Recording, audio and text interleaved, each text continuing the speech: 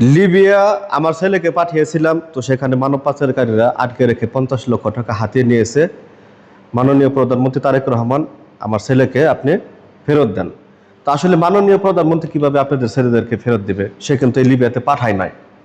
তো আপনারা চাইলে কিন্তু তার কাছ থেকে আপনাদের ছেলে সন্তানকে ফিরে পাবেন না। যে দেশের সরকার নাকি এই লিবিয়াতে প্রবেশের জন্য 1 বছর না 2 বছর না দীর্ঘ 15 বছর আগে কিন্তু ভিসা পর্যন্ত নিষেধাজ্ঞা দিয়েছেন, সেখানে কিন্তু এখন মানুষজন অবৈধ পথে প্রবেশ করে শুধু একমাত্র স্বপ্ন দেশে পাড়ি দেওয়ার জন্য। এখানে এসে না জানে কোনো ভাষা, না জানে কোনো লোকজন, না জানে কোনো রাস্তাঘাট, এই স্বপ্নের উদ্দেশ্যে পাড়ি দেওয়ার সময় এই মানুষের কাছে আটককৃত অবস্থায় থেকে মানুষকে জিম্মি করে তারপরে কিন্তু লক্ষ লক্ষ টাকা হাতিয়ে নিতেছে। এরকম ঘটনা কিন্তু আবারও ঘটলো মাদারীপুরের একটি ছেলের সাথে। উলঙ্গভাবে তাকে কিন্তু পেটানো হচ্ছে।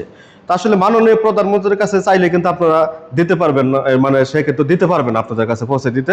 এই ধরনের দাবি আপনারা করবেন না। আরে আপনারা কান্না করেন, কান্না করে কোনো লাভ নেই। এটা কিন্তু আসলে শুধু একমাত্র দালালের দোষ না। দালালের দোষ যদি থাকে 10%, আর যারা স্বপ্ন পূরণের জন্য আসে এই দেশে লিবিয়াতে, আর যারা পাঠায় মানে ফ্যামিলির যে সদস্য আছে, তাদের কিন্তু দোষারোপ কিন্তু 90%। আমার কথাগুলো ঠিক আছে কিনা আপনারা কমেন্টে মতামত জানাবেন, আর এই ভিডিওটা একটু শেয়ার করে সবাইকে দেখার জন্য সুযোগ করে দিবেন।